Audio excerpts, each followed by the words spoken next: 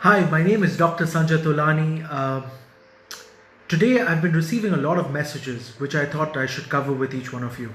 It was about why you need to start saving for your kids' education. So, I've been in the profession for about 20 years now, and in the last 20 years, I've worked with a lot of families all around the world.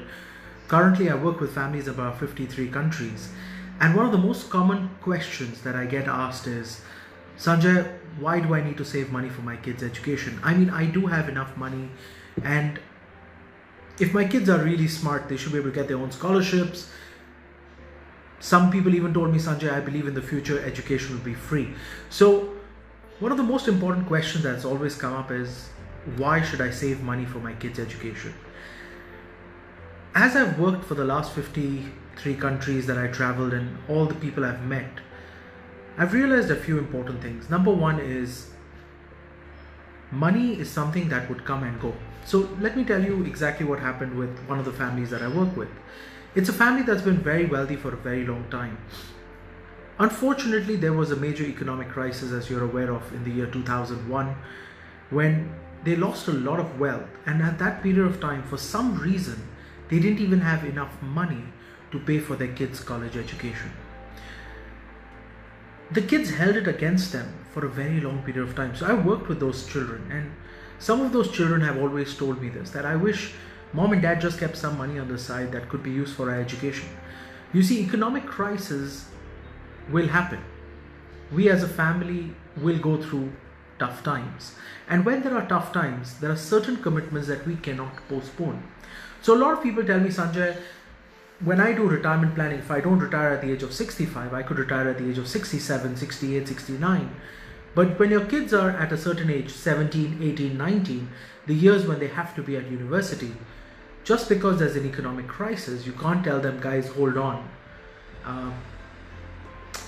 We'll get some money in the next few years. Hopefully the investments will pay off, etc. We need to plan for it.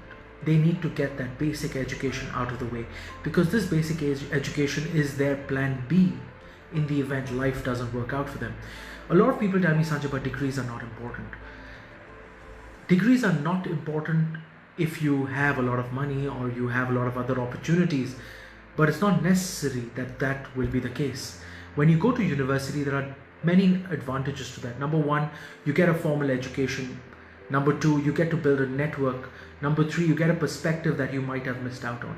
So having an education plan is a very, very important thing. When you look at education plans, I mean, what are they? They're basically you saving money aside from your current income, that when you need to pay for university or higher education, you've got money kept on the side. So it's money that you're removing from one pocket and putting into your next pocket, just so that in case you need the money, it's there. The purpose of education planning is just to make sure that your kids know that when they go to university, you're not pulling it out of your current account, you're not pulling it out of your properties. A lot of people buy property and say that when my kids go to university, I will sell the property and use that money for their education. But what if you have an economic downturn and at that time you have to sell the property?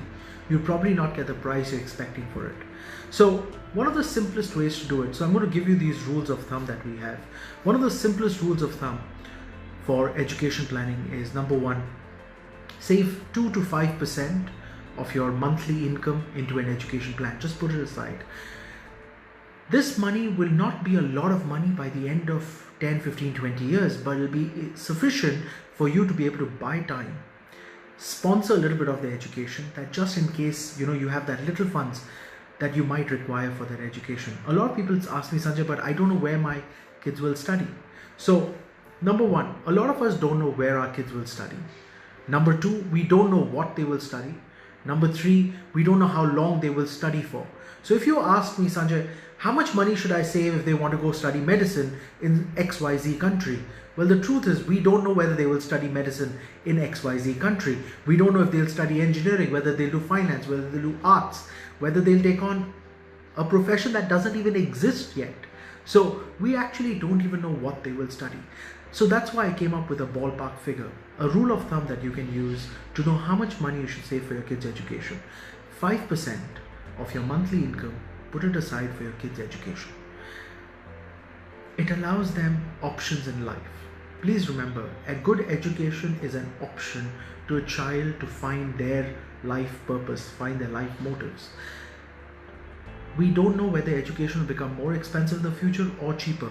I've had that conversation as well with some clients, where clients have told me, Sanjay, but what if education in the future becomes cheaper? Or I actually had a client who told me, Sanjay, what if education in the future becomes free? Because, so many things are happening with technology. The truth is, we don't know. If education in the future is free or cheaper, the money that you have saved is still your money. But in case education continues to become expensive, as history has shown us, at least we know that you've got some money kept on the side which the children can use to be able to start off their education. Allow your children to have the right head start. Imagine starting life with a debt. It already gets you in the minus. When you're starting in the red, it takes you a lot of time to be able to come out of that debt. So if you haven't understood what an education plan does, spend time with a financial advisor. Spend time with a person who can give you an idea on how these plans work. But do your homework. Please understand, you need to save for your kids' education. Their future is your choice. Your children are still too young to make certain decisions. Like, which school do they go to? What do they study? You're choosing that for them today. But when they become of 17, 18, 19 years of age, they still need guidance. And at that point of time, they also need the financial security that their parents are allowing them to live a life of their choice. So if you're a parent watching this video, please call on your financial advisor and have a good conversation with them about what an education plan is, how it works, and how can you do it. Now, if you're thinking, but Sanjay, I don't have enough money right now, spend time with them to figure it out. You don't have to do everything today, but you can build it over a period of time. Education planning is one of the most important aspects of a financial plan.